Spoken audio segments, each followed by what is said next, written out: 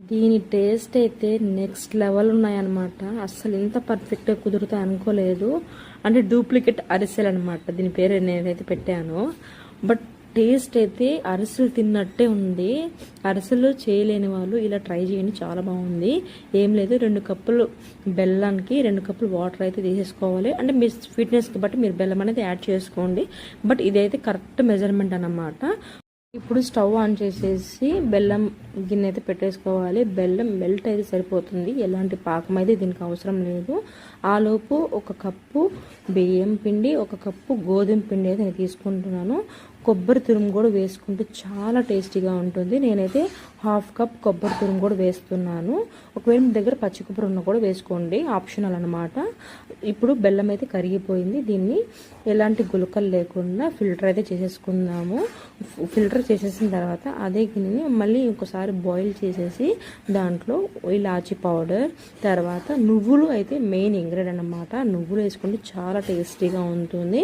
పిల్లలకి ఇలా నువ్వులు ఏదో ఒక రూపంలో బాడీకి అయితే మనం పంపించేసేయాలన్నమాట. నువ్వులు చాలా మంచిది హెల్త్కి. ఇలా నువ్వులు వేసిన తర్వాత కొంచెం మరిగించాలి అంతే, పాకం అయితే ఎలాంటి అవసరం లేదండి. తర్వాత గోధుమ పిండి, బియ్యం పిండి మొత్తం వేసాం కదా, స్టవ్ ఆపేయాలి. లేకపోతే ఫాస్ట్గా కొంచెం కలిపేసేయండి, లేకపోతే ఉండలుగా అయిపోతుంది. మంచిగా కలిపేసిన తర్వాత మూత పెట్టేసి 5 నిమిషాలు పెట్టిన తర్వాత 1 స్పూన్ నెయ్యి వేసేసి ఒకసారి మంచిగా మిక్స్ చేసేసేయండి. పచ్చిపిండి ఈ నెయ్యి వేసిన తర్వాత భలే స్మెల్ వస్తుందండి. అంటే సలిమిడి అంటారు కదా, అలా ఫ్లేవర్ వస్తుంది అనమాట. అచ్చం అరిసెలు తిన్నట్టే ఉంటుంది. బట్ మీరు బూరెలు అనుకుంటారో ఏమనుకుంటారో మీ ఇష్టం అనమాట. నేనైతే అరిసెలే అని చెప్తున్నాను.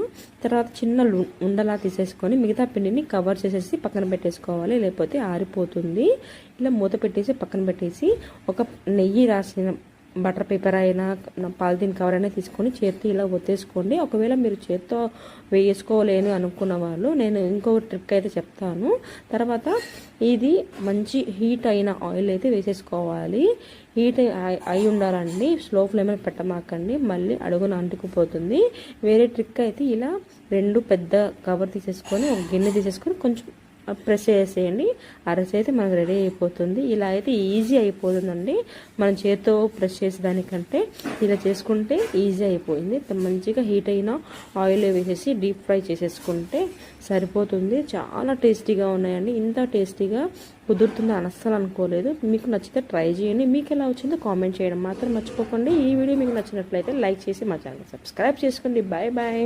మీరు ఈ వీడియోని ఎక్కడి నుంచి చూస్తున్నారో కామెంట్ చేయండి. అసలు తప్పకుండా ట్రై చేయండి, మస్ట్ ట్రై అని అంటాను నేను. ఇప్పుడు